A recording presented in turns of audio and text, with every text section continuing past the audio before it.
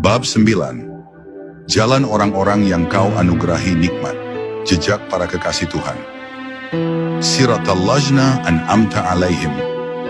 Kalimat ini adalah lanjutan dari permohonan sebelumnya, namun kini lebih dari sekadar meminta jalan. Ia adalah permintaan untuk berjalan di atas jejak, untuk tidak meraba sendiri dalam gelap, tapi mengikuti cahaya yang telah lebih dulu dinyalakan oleh mereka yang mengenal Tuhan lebih dalam. Para sufi melihat ini sebagai ungkapan kerinduan kepada jalan kenabian, jalan kewalian, jalan mereka yang telah mencapai hakikat, yang hidupnya bukan hanya tentang amal, tetapi tentang fana, sirnanya diri dalam samudera ketuhanan. Di sini, jiwa tidak hanya meminta arah, tapi meminta teladan, bukan hanya cahaya, tapi juga wajah-wajah yang pernah bersinar olehnya. Siapakah mereka yang dianugerahi nikmat itu?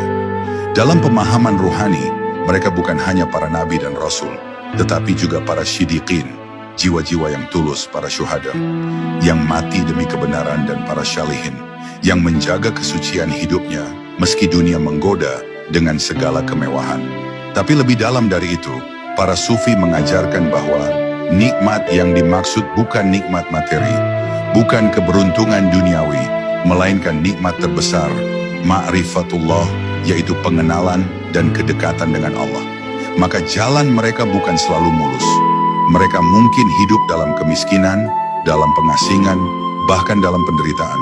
Tapi jiwa mereka damai, hati mereka penuh cinta, dan langkah mereka tidak goyah meski dunia berguncang. Mengikuti jalan orang-orang yang diberi nikmat bukan berarti meniru secara buta. Bukan berarti menyalin bentuk luar tanpa menyerap ruhnya. Seorang sufi tidak sibuk menyamai pakaian, gaya hidup, atau bentuk ibadah para wali, melainkan menyelami batin mereka. Ia bertanya dalam diam, apa yang membuat mereka tetap teguh? Apa yang menjaga mereka tetap jujur, tetap lembut, tetap bersinar? Ia tahu, mengikuti jejak bukan soal kaki, tapi soal arah hati. Dan dalam arah itu ia menemukan satu kesamaan. Semua kekasih Tuhan memiliki cinta yang membara, rendah hati yang murni, dan kerinduan yang tak pernah padam kepadanya. Kalimat ini juga menjadi pengingat bahwa kita tidak sendirian dalam perjalanan ini. Banyak jiwa sebelum kita yang telah menempuh jalan ini.